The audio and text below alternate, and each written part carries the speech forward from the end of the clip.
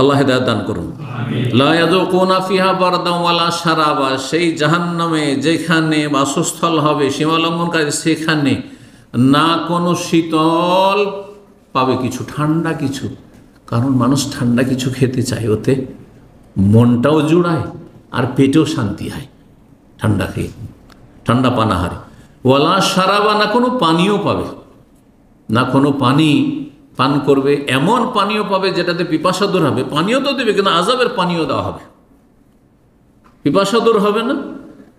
আর সেখানে এমন কোনো শীতল কিছু খাদ্য পানীয় পাবে না। ইল্লা হামিমা ওয়া গাসসাকা, তবে সেখানে যা দেওয়া হবে পানীয় হিসাবে তা হচ্ছে হামিম, ফুটন্ত পানি জাহান্নামের আগুনে, ওয়া গাসসাকা, এবং গাসসাক নামক খাদ্য বা পানীয় দেওয়া হবে। গাসসাকের তাফসীরও আসছে কাকে বলা হয়, তবে সংক্ষেপে বলি, গাসসাক হচ্ছে জাহান্নামীদের জ্বলে আর পুড়ে যে রক্ত পুঁজগুলি বেরোবে, নাড়ি ভুঁড়ি আর রক্ত পুঁজ, সেগুলি তাদের খাবার হবে।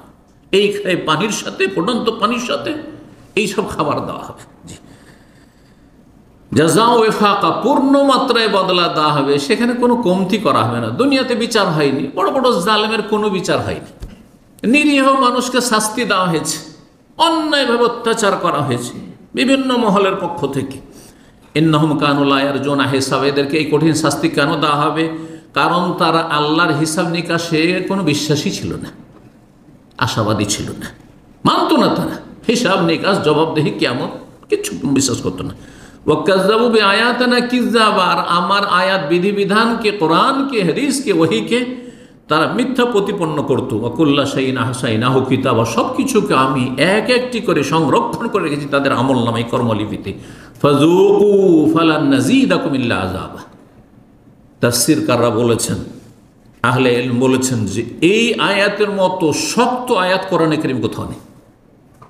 কঠিন কথা, এত কঠিন কথা কোরআনে কারীম আর কোথাও নেই আল্লাহ রাব্বুল আলামিনের, আল্লাহ আরহামুর রাহিমিন।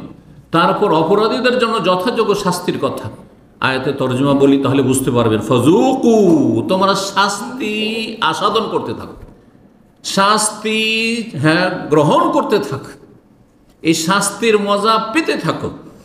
ফালান নাযীদাকুম ইল্লা আযাবা, তোমাদের শাস্তি আযাব ছাড়া আর কোনো কিছু বৃদ্ধি হবে না।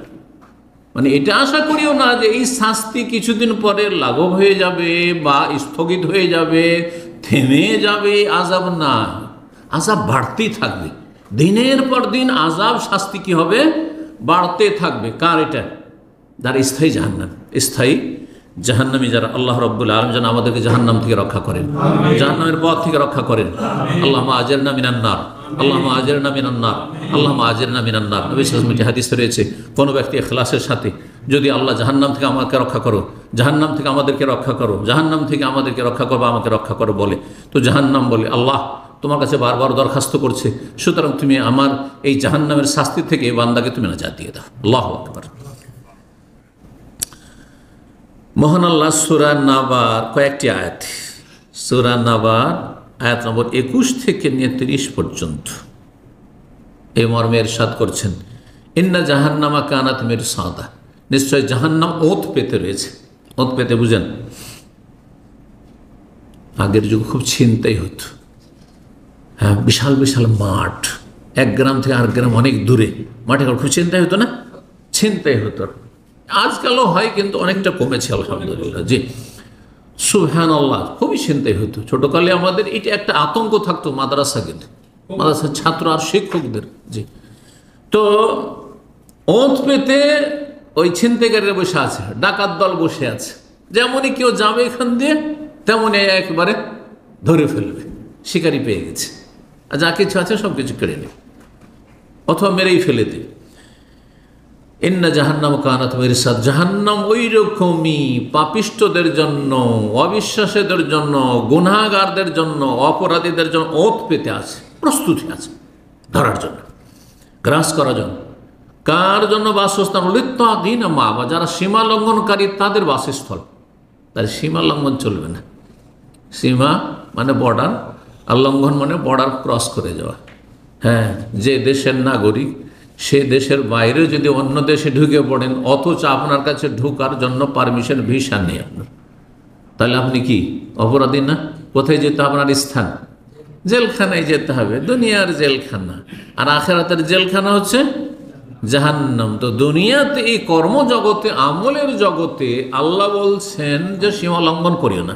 ওয়ালা তাতগাউ ফি ফায়াহিল্লা আলাইকুম গাযাবি, সূরা তাহলা বলছেন সীমা লঙ্ঘন করিও না।